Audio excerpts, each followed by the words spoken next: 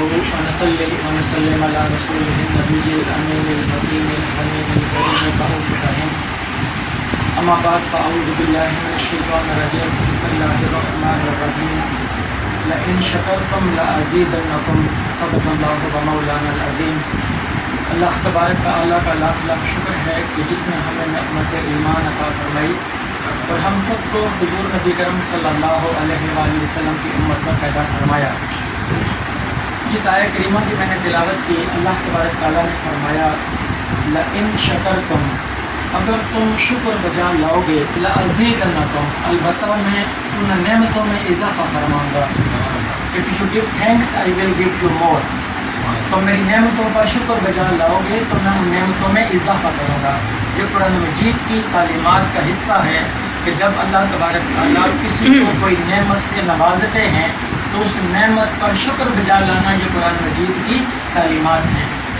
اللہ پاک سے سوال کرتے ہیں باری تعالیٰ تیری نعمتوں کا شکر بجا لانے کا کوئی طریقہ بھی تو ہوگا، تو ہمیں طریقہ بھی بتا دے. تو طریقہ اللہ تبارک تعالیٰ نے قرآن مجید میں ایک مقام پر فرمایا وَاذْكُرُوا نِعْمَةَ اللَّهِ عَلَيْكُمْ إِذْ كُنْتُمْ أَعْدَاءً فَأَلَّفَ بَيْنَ قُلُوبِكُمْ فَأَصْبَحْتُمْ بِنِعْمَتِهِ إِخْوَانًا.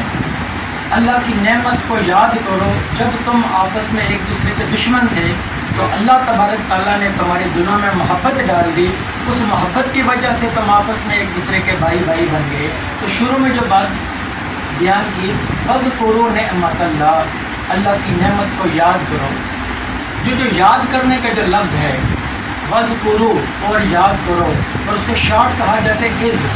گرامر کا نقطہ ہے جب قرآن مجید میں استعمال ہوتا ہے اذ تو یہ پاسٹ ٹینس کی بات ہوتی ہے، ماضی کی بات ہوتی ہے.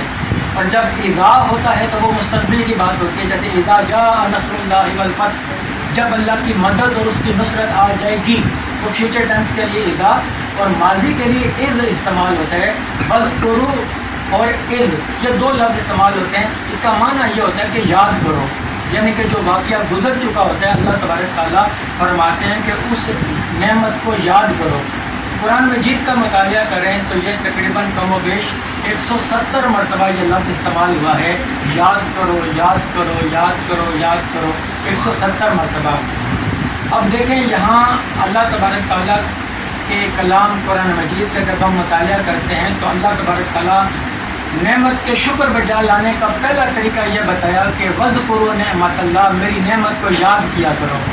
تو اللہ تعالیٰ نے جو نعمت عطا کی ہے اس پر شکر مندی کا پہلا طریقہ کیا قرآن سے پتہ چلا، اس نعمت کو یاد کرنا چاہیے. ٹھیک ہو گیا. اب آگے اللہ تبارک تعالیٰ سے پھر پوچھتے ہیں باری تعالیٰ تیری نعمت کا شکر بجا لانے کا کوئی اور طریقہ بھی ہے؟ تو قرآن مجید میں فرمایا وَأَمَّا بِنِعْمَةِ رَبِّكَ فَحَدِّثْ، اللہ کی نعمت کا خوب چرچا کیا کرو. پہلے کہا اللہ کی نعمت کو یاد کیا کرو، اب کہا نعمت کا چرچا کیا کرو. اب ان دونوں میں فرق کیا ہے؟ یاد کرنا ہوتا ہے انڈیویجولی، اپنے انفرادی طور پر اپنے رب کے ساتھ ایک معاملہ کیا کہ اللہ کی نعمت کو یاد کر لیا. تو آپ گھر میں بیٹھے ہوئے ہیں اکیلے، آپ نے اگر اللہ کی نعمت کو یاد کیا تو آپ کا معاملہ آپ کے مولا کے ساتھ ہو گیا. اب اللہ تبارک تعالیٰ فرما رہے وَأَمَّا بِنِعْمَةِ رَبِّكَ فَحَدِّثْ، اللہ کی نعمت کا خوب چرچا کیا کرو. تو چرچا کرنے سے مراد یہ ہوتا ہے کہ لوگوں کو جمع کریں، بہت سارے لوگ جمع ہوں اور پھر ان لوگوں کے درمیان اللہ کی اس نعمت کا چرچا کیا جائے. بیان کرنے کو زیادہ لوگوں کے سامنے ہجوم کے اندر اس کو چرچا کہتے ہیں. تو ہمیں قرآن مجید کی تعلیمات سے ایک طریقہ یہ بھی پتہ چلا کہ اللہ کی نعمت کو جس طرح یاد کرنا چاہیے اسی طرح اللہ کی نعمت کا خوب چرچا بھی کرنا چاہیے. پھر قرآن مجید میں اللہ پاک سے سوال کرتے ہیں باری تعالیٰ تیری نعمت کا شکر بجا لانے کا کوئی اور بھی طریقہ ہے؟ قرآن مجید بیان کرتا ہے قُلْ بِفَضْلِ اللَّهِ وَبِرَحْمَتِهِ فَبِذَلِكَ فَلْيَفْرَحُوا، جب اللہ کا فضل ہوتا ہے، اللہ کی رحمت ہوتی ہے کسی نعمت کے اترنے پر تو فرمایا فَلْيَفْرَحُوا، اس پر خوب خوشیاں منایا کرو. تو خوشی منانے کا کانسیپٹ بھی ہمیں قرآن سے مل گیا. جب اللہ تبارک تعالیٰ کوئی نعمت عطا کرتے ہیں تو اس نعمت کا شکر بجا لانے کا جس طریقے سے ایک طریقہ نعمت کو یاد کرنا، نعمت کا چرچا کرنا، اسی طرح نعمت پر خوشی کے طور پر منانا، یہ بھی قرآن کی تعلیمات کا حصہ ہو گیا ہے. پھر اللہ پاک سے پوچھتے ہیں باری تعالیٰ کیا تیری नेमत पे शुक्र बजा लाने का इसके अलावा भी कोई तरीका है? तो जब कुरान मजीद का मुतालिया करें तो हज़रत ईसा अलैहिस्सलाम की एक दुआ मिलती है। आपने ये तो पढ़ रखा है कि बनी इसराइल पर मनो सलवा का नुज़ूल होता था और ईसा अलैहिस्सलाम ने दुआ मांगी, रब्बना अनज़िल अलैना माइदतम मिनस समाए तकूनु लना ईदन। ये ईद का लफ्ज़ कुरान मजीद में है। बाज़ औक़ात हमारे लोगों के ज़हनों में एक सवाल पैदा होता है, जब हम किसी और ईद के कॉन्सेप्ट की बात करते हैं, वो कहते हैं कि ईदें तो दो ही हैं, एक ईद उल फितर और एक ईद उल अज़हा, दो ईदें कहते हैं ना। आपको मज़े की बात बताऊं कि जुम्मे का जो दिन है ये ईद का दिन है और जुम्मे साल में आते हैं 52 जुम्मे हम साल में ईद के तौर पर मनाते हैं, तो कोई हिजान पैदा नहीं होता। और जब साल गुज़रता है, रबीउल अव्वल की ईद की बात आ जाए या कोई और ईद का कॉन्सेप्ट आ जाए, तो लोग कहते हैं ये तो दो ईदें हैं, तो जुम्मे के दिन को ईद का दिन कहा गया। क्यों? आदम अलैहिस्सलाम पैदा हुए थे, आदम अलैहिस्सलाम का विसाल भी हुआ, आदम अलैहिस्सलाम, और फिर इस वजह से जुम्मे को कहा कि आप नए कपड़े पहनें, गुस्ल करें, खुशबू लगा कर आएँ, सारे जमा होकर वो नमाज अदा करें, तो ये मुसलमानों का खुशी का दिन होता है। इसी तरह आपको बताऊँ, अरफात का दिन भी ईद का दिन है। एक यहूदी आया हज़रत उमर फारूक रज़ी अल्लाह तआला अन्हु के पास, उसने कहा कि एक आयत ऐसी है कुरान मजीद में, अगर वो हमारे ऊपर नाज़िल होती मूसा अलैहिस्सलाम पर, हम उस दिन को ईद के दिन के तौर पर मनाते। तो उमर फारूक रज़ी अल्लाह तआला अन्हु ने पूछा, बताओ वो कौन सी आयत है?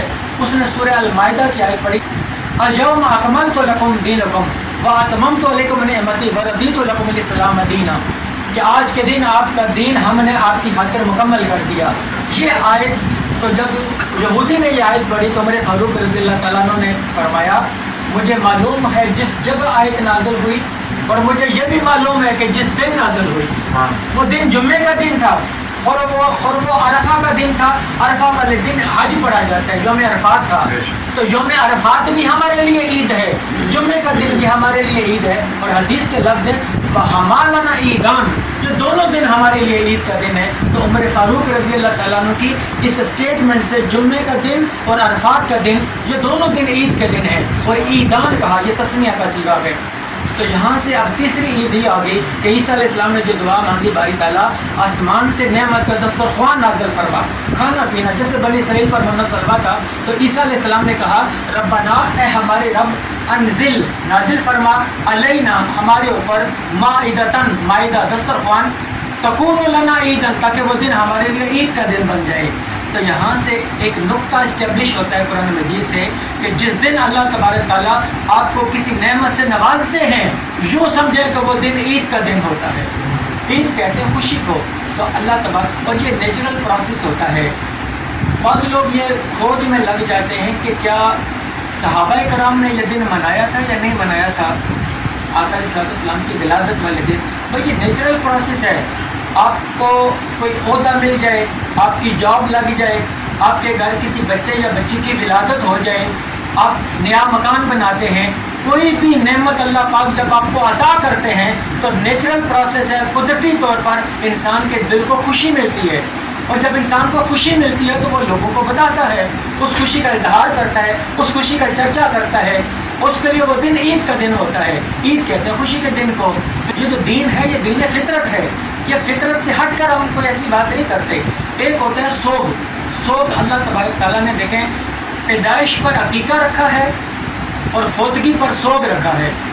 सोग होता है 3 दिन का, और जो बच्चे की पैदाइश अकीका है, जो खुशी है, तो यहाँ से नुक्ता भी पता चलता है कि जब अल्लाह तबारक ताला आपको किसी औलाद की नेमत अता करते हैं तो इस्लाम की तालीमात के मुताबिक अकीका करना, आपने बकरा ज़िबा किया, उसका गोश्त बनाया, आपने खुद भी खाया, अपने मेहमानों को भी बुलाया, रिश्तेदारों अजीज़ व अकारिब को भी बुलाया और खिलाया उनको। और आज हम बैठ कर यहाँ अल्लाह ताला की उस नेमत का जिक्र कर रहे हैं। अल्लाह तबारक ताला से दुआ है कि अल्लाह तबारक ताला हमें कुरान की तालीमात को, हदीस की तालीमात को सीखने, समझने, इस पर अमल करने और अपने अपने फ़हम के मुताबिक इसकी तब्दील करने की तौफीक अता फरमाए। और अल्लाह तबारक ताला का लाख लाख शुक्र अदा करते हैं कि बारी ताला तूने उम्मत मुसलमान को जो कसीर नेमतों से नवाजा है, बारी ताला हमें उन नेमतों पर शुक्र बजा लाने की तौफीक अता फरमाए। वमा अलैना इल्लल बलागुल मुबीन।